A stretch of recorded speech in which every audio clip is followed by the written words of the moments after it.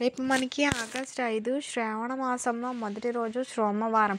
ఈ సోమవారం తిథి రోజున మర్చిపోకుండా 10 గంటలలోపు ఈ ఆకు మీద దీపం పెడితే చాలు అష్ట కష్టాల నుంచి బయటపడగలుగుతారు. అలానే కాకుండా జీవితం మొత్తం మారిపోయి పట్టిందల్లా బంగారంగా మారుతుందని చెప్పుకోదగ్గ విషయం.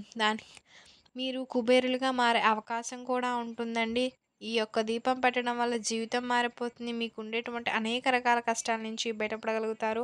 ముఖ్యంగా సోమవారం తిథి రోజున రేపు పరమ పవిత్రమైనది, శక్తివంతమైనది. మనకి ఆగస్టు 5వ తేదీన రేపటి నుంచి శ్రావణ మాసం అనేది స్టార్ట్ అవుతుంది. శ్రావణ మాసంలో మనకి మొదటి రోజు సోమవారం వచ్చింది కాబట్టి విశేషమైన రోజుగా పరిగణింపబడుతుంది. ఈరోజు చాలామంది కూడా పూజ చేసుకున్నప్పటికీ గుడికి వెళ్ళి అభిషేకం చేయించుకుంటారు. అలానే ఉపవాసం ఉంటారు. స్వామివారిని నియమనిష్టలతో పూజ చేస్తారు. శ్రావణ మాసం అంటే శివునికి చాలా ఇష్టం. ఈ మాసంలో చేసే పూజ, దీక్ష అలానే కాకుండా స్వామివారికి చేసే అభిషేకం ఇవన్నీ కూడా ఇష్టకరమైనవి. ఈరోజు ఏమిటంటే ఒక చెంబుడు నీటినైనా సరే స్వామివారికి సమర్పిస్తే, శివునికి సమర్పిస్తే శివుడు మన కోరిక తీరుస్తారని పండితులు చెప్తున్నారండి. అందువలన ఈరోజు ఇలా దీపారాధన చేయండి. దీపం ఎలా పెట్టాలి, ఎలాంటి శుభ ఫలితాలు కలుగుతాయి అని తెలుసుకుందామండి. ఈ వీడియోని మీరు చివరి వరకు కూడా మిస్ చేయకోకుండా చూడండి. అండ్ కొత్తగా చూస్తున్నట్లయితే సబ్స్క్రైబ్ చేసుకోవటం మర్చిపోకండి. రేపు సోమవారం తిథి రోజున దీపం పెట్టండి. ఇలా దీపం పెట్టడం వల్ల అనేక రకాల కష్టాల నుంచి బయటపడతాం. దీపం పెట్టడం వల్ల మానవ జీవితం మారుతుంది. మానవుని కోరిక తీరుతుంది. కోరిక తీరి కుబేరులుగా మారుతారు. అలానే మనం ఏంటంటే ఆకు మీద దీపం పెట్టడం వల్ల అదృష్టం, ఐశ్వర్యం, అంతులేని సంపద మన సొంతం అవుతుంది. శుభానుగ్రహం కలుగుతుందని చెప్పుకోదగ్గ విషయం. మనం ఏమిటంటే ఆకుకు చాలా శక్తి ఉంటుంది. పరమ పవిత్రమైనదిగా పరిగణింపబడుతుంది. అలానే కాకుండా ముఖ్యంగా సోమవారం తిథి రోజున ఈ ఆకు మీద దీపం పెడితే జీవితం కానీ, జాతకం కానీ తప్పక మారడానికి అవకాశం ఉంటుంది. ఏం చేయాలండి అంటే రేపు సూర్యోదయానికి ముందే నిద్రలేచి, శ్రావణ మాసంలో మొదటి రోజు కాబట్టి ఉదయాన్నే త్వరగా నిద్రలేచి ఇంటిని, వాకిలిని శుభ్రం చేసుకున్న అనంతరం తలస్నానం చేసుకొని ఉతికిన బట్టలను ధరించాలి. ధరించిన తర్వాత ఇంటిలో పూజ చేసుకోవాలి. ఇంట్లో నార్మల్గా గుడికి వెళ్ళలేని వారు ఇంట్లో పూజ చేసుకోవచ్చండి. గుడికి వెళ్ళేవాళ్ళు అలానే గుడిలో కూడా మనం చక్కగా పూజ చేసుకోవచ్చు శివుణ్ణి. మన ఇంట్లో చాలామంది ఇళ్లలో శివలింగం ఉంటుంది. కొంతమంది ఇళ్లల్లో ఉండదు. లక్ష్మీనారాయణ ఫోటో ఉంటుంది. అలా చేసుకోండి. అలానే కాకుండా ఈరోజు తప్పక ఇంటిని శుద్ధి చేసుకోండి. అంటే క్లీన్ చేసుకోండి. ఇది గుమ్మానికి పసుపు, కుంకుమలతో అలంకరించుకొని 2 వైపులతో పుష్పాలను పెట్టి స్నానం చేసేటువంటి నీటిలో ఉప్పు వేసుకుని స్నానం చేయండి. ఇలా చేస్తే దరిద్రాలు, దోషాలు, దిష్టి తొలగిపోవడానికి అవకాశం ఉంటుంది. దీపం చాలా వరకు శక్తివంతమైనదిగా పరిగణింపబడుతుంది. అలానే కాకుండా దీపం వెలుగునిస్తుంది, దారిని చూపుతుంది. దీపం పరబ్రహ్మ స్వరూపంగా భావింపబడుతుంది. దీపాన్ని పరబ్రహ్మ స్వరూపంగా చెప్పబడతాం. పరబ్రహ్మ జ్యోతిగా చెప్తాము. లక్ష్మీదేవి రూపంగా భావిస్తామండి. అందరి దేవుళ్ళకు కూడా ఇది చేరుతుంది. దీపం మనకి ఒక దారిని ఎలా చూపిస్తుందో స్థితిగతిని కూడా అలానే మారుస్తుంది. దీపం మనలో ఉండే అనేక రకాల ఇబ్బందులను తుడిచేయడానికి ఉపయోగపడుతుంది. ఒక్కొక్క రకంగా పెడుతూ ఉంటారండి దీపాన్ని తమ సమస్యలను బట్టి. మన జాతకంలో సమస్యలు అధికంగా ఉన్నాయి అంటే తమలపాకు తీసుకుని పసుపుతో స్వస్తిక్ గుర్తు వేసి దానిపైన ప్రమిద పెట్టి అందులో మన ఇష్టాన్ని బట్టి స్తోమతకు తగ్గట్లుగా నువ్వుల నూనెని కానీ, ఆవు నేతిని కానీ వేసి దీపాన్ని వెలిగించాలి. ఈ విధంగా చేసిన తర్వాత 2 ఒత్తులను ఒక ఒత్తి చేయొచ్చు. 4 ఒత్తులను ఒక ఒత్తుగా చేయొచ్చు. ఇంకా అది మన ఇష్టం. డైరెక్ట్‌గా భూమి మీద మనం దీపాన్ని ఎప్పుడూ పెట్టకూడదు. ఆకు మీద పెట్టాలి. అప్పుడే మనకు అధిక ఫలితం వస్తుంది. దీపం పెట్టాక తప్పనిసరిగా ఈరోజు సోమవారం కాబట్టి శక్తివంతమైన రోజు కాబట్టి ఎవరైతే జాతకం మారాలి, జాతకంలో ఇబ్బందులు తీరాలి, అలానే స్వామి అనుగ్రహం కలగాలి, అంతా మంచి జరగాలి అనుకునేవారు తప్పకుండా దీపంలో చిన్న యాలకును వేయండి. యాలక మన జీవితంలో ఉండేటువంటి అనేక రకాల స్థితిగతులను మారుస్తాయి. యాలక శక్తివంతమైనదిగా పరిగణింపబడుతుంది కాబట్టి యాలక వేసి దీపం పెట్టడం వలన మన తలరాతను మనం మార్చుకోగలుగుతాం. అలానే ధన ద్వారాలు తెరిపించుకునేలాగా కూడా మనకు ఉపయోగపడుతుంది. ఇది యాలకుల పరిహారం అనేది, యాలక దీపారాధన అనేది చాలామంది శ్రావణ మాసంలో వచ్చేటువంటి మొదటి సోమవారం రోజున ఆచరిస్తారని పురాణ గ్రంథాలు తెలియజేస్తున్నాయి. దీపంలో యాలక వేసి పెట్టడం వల్ల అదృష్టం, ఐశ్వర్యం కలుగుతుంది. జాతకంలో తెలియక ఇబ్బంది ఉంటుంది కదా, అది తీర్చేయడానికి, వాటి నుంచి బయటపడడానికి ఇయాలకు ఉపయోగపడుతుంది. భగవంతునికి చేరేదిగా భావింపబడుతుంది. ఈ దీపం శక్తివంతమైనదిగా పరిగణింపబడుతుంది. అందువలన ఇలా ఆచరించండి. యాలకును ఖచ్చితంగా వేసి దీపారాధన చేయండి. తమలపాకు మీద స్వస్తిక్ గుర్తును వేయండి. లేకపోతే 3 వైపులా కూడా కుంకుమ, పసుపులతో బొట్టు పెట్టుకోవచ్చు.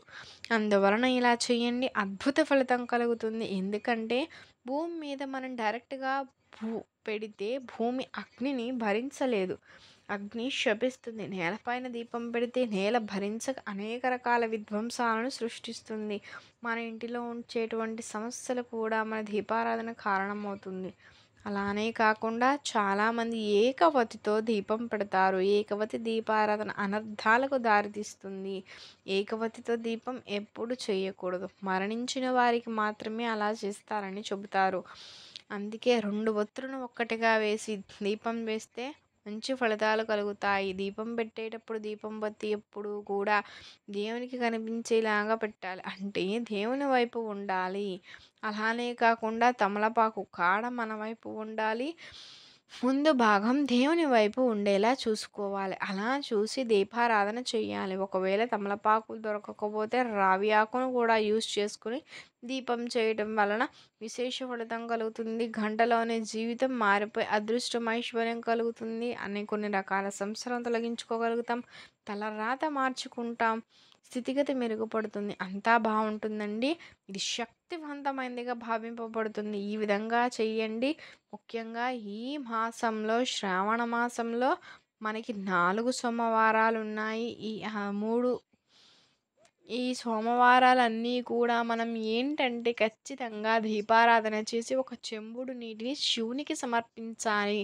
శివుడు అభిషేక ప్రియుడు కాబట్టి విభూదిని కలిపి సమర్పిస్తే ఆ నీటిని సమర్పించినాక ఏ కోరిక కోరినా కోరిక నెరవేరుతుంది. అలానే పంచామృతాలతో ఈ నెలలో అభిషేకం చేస్తే ఖచ్చితంగా రుణబాధ తీరుస్తారని శాస్త్రాలు చెప్తున్నాయి. ఇంట్లో శివలింగం ఉంటే కొబ్బరికాయ కొట్టి దాన్ని శివునికి సమర్పిస్తే తప్పకుండా వృత్తిపరంగా అది సిద్ధిస్తుందని చెప్పబడుతుంది.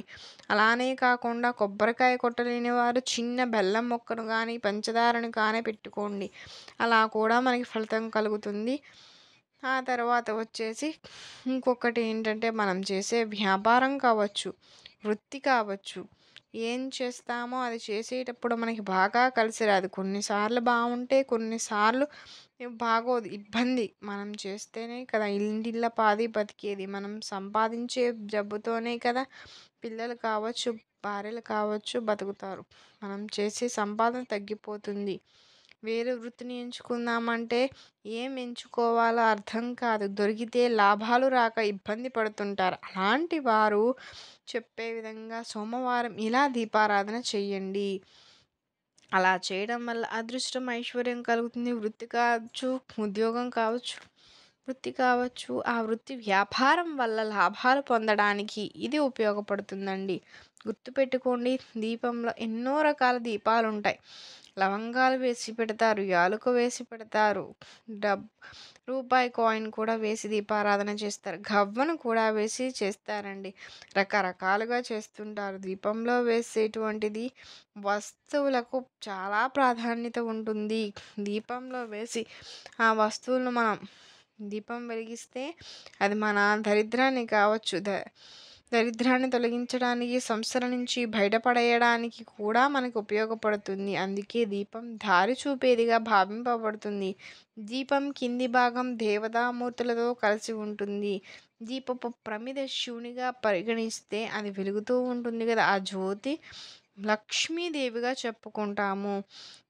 ఆ రూపం లక్ష్మీదేవిగా భావింపబడుతుంది. అందుకే దీపం పెట్టేటప్పుడు ఖచ్చితంగా సంకల్పం చెప్పుకొని వెలిగించాలి.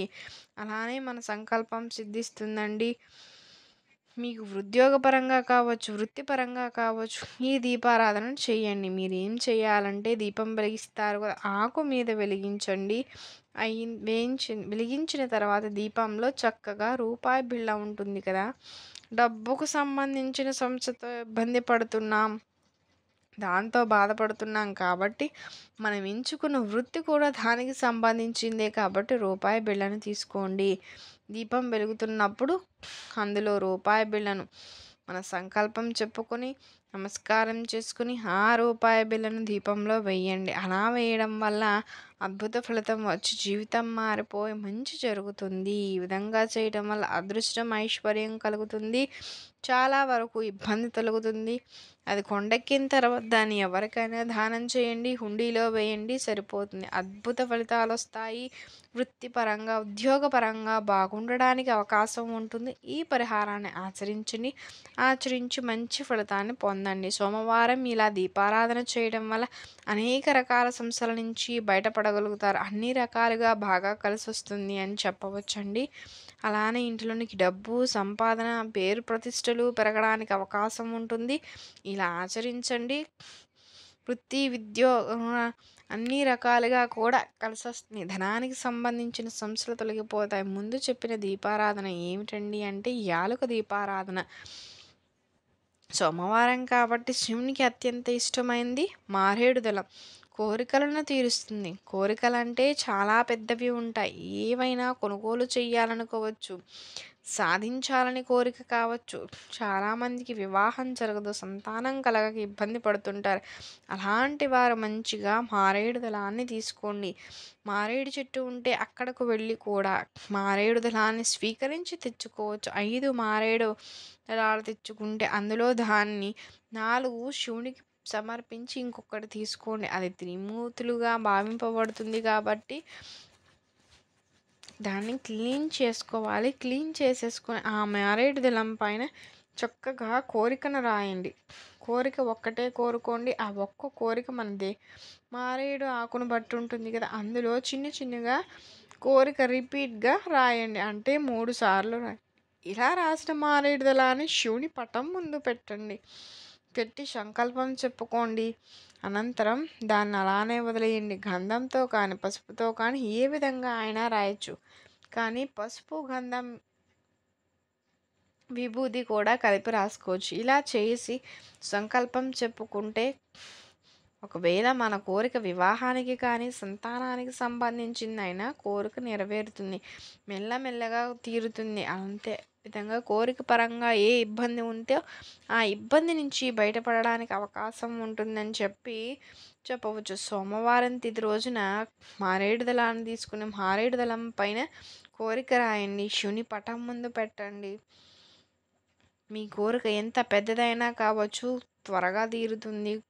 41 రోజుల్లో ఆ కోరికకు సంబంధించిన శుభవార్త పొందడానికి వినడానికి అవకాశం ఉంటుందండి. మీ యొక్క సమస్య కానీ తీర్చుకోండి. కోరికల పరంగా మంచి పరిహారం అని చెప్పవచ్చండి ఈ మారేడు ఆకు. ఈ విధంగా చేసి ఫలితాన్ని పొంది చూడండి. తిరిగి అనేది ఉంది. మీకు కనుక ఈ వీడియో నచ్చినట్లయితే లైక్ చేయండి, షేర్ చేయండి, సబ్స్క్రైబ్ చేయడం మర్చిపోకండి. కొత్తగా